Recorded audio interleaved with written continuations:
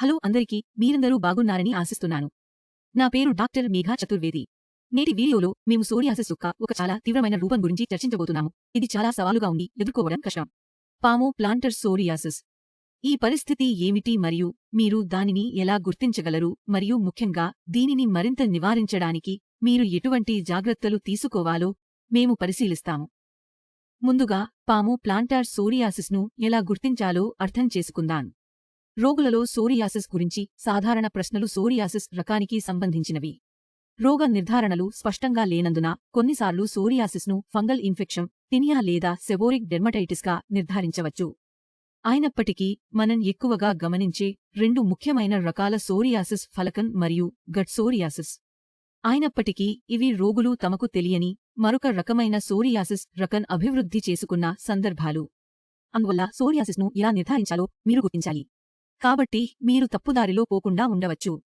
పాము planter psoriasis అనేది psoriasis యొక్క ఒక తీవ్రమైన రూపం. ఇది మీ చేతుల అరచేతులు మరియు పాదాల అడుగు భాగాలను ప్రభావితం చేస్తుంది. ఇది మీ దైనందిన జీవితంపై దాని ప్రభావం వల్ల చాలా అసౌకర్యంగా ఉండవచ్చు. ఇది మీ నడకను పాదాలపై కలిగించే నొప్పి కారణంగా కష్టతరం చేస్తుంది. అలాగే మీరు ఈ పరిస్థితితో బాధపడుతుంటే మీరు వ్రాయలేరు లేదా మరే ఇతర పని చేయలేరు.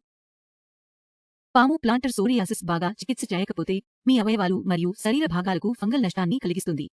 ఎప్పుడు తీవ్రమైన రూపం అభివృద్ధి చెందడానికి ముందు మీకు ఎటువంటి లక్షణాలు వస్తాయో చూద్దాం. దట్టమైన చర్మం. ప్రభావిత ప్రాంతం దట్టంగా, పొలుసుగా మారి ఎత్తైన ఎరుపు మచ్చలను అభివృద్ధి చేస్తుంది. మీరు గమనించవచ్చు అరచేతులు మరియు పాదాల అడుగుభాగాలపై పగుళ్లు మరియు బిగుతులు. చర్మం సాధారణంగా పగుళ్లు పడి బాధాకరమైన ఫిషర్లు ఏర్పడతాయి. లో మీరు పుస్తులు ఏర్పడటం గమనిస్తారు. మరియు ఇక్కడ నేను హెచ్చరిస్తున్నాను.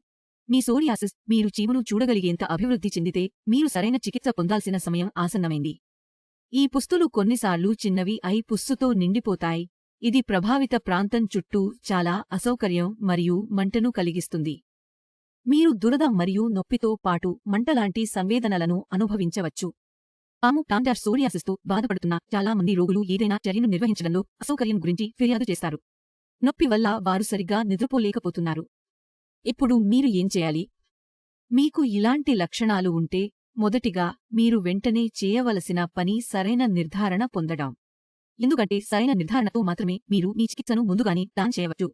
మరియు సరైన చికిత్స ఎంచుకోవడానికి చికిత్స కోసం చూసి మీ సమస్యలకు డాక్టర్ హెల్త్ వద్ద పూర్తి పరిష్కారం పొందండి.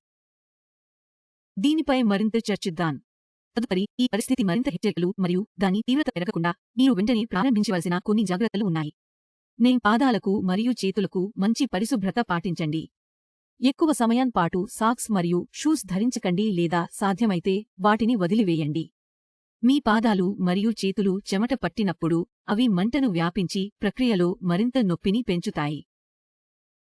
ఈ పరిస్థితిని మరింత చెడగొట్టే నీటికి పొడుగున గురికావడం నుండి కూడా దూరంగా ఉండండి. మాయిశ్చరైజ్. ఈ పరిస్థితిలో మీ కాళ్ళు మరియు చేతులను మాయిశ్చరైజ్ చేయడం చాలా ముఖ్యం.